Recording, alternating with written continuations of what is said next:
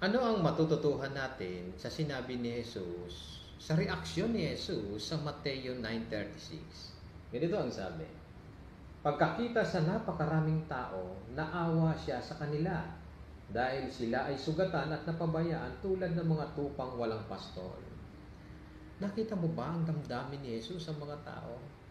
Oo, mahal na mahal niya tayo, tayong mga tao, lalo na ang mahihirap at mga nagdurusa. Reflection ito ng katangian ng kanyang ama, si Jehovah. Napakagandang katangian ng Diyos na Jehovah, ang mapagmahal.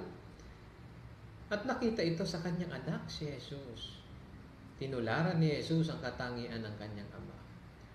Ibig sabihin nito, aalisin ni Jesus ang kahirapan at pagdurusa. Napakalapit na.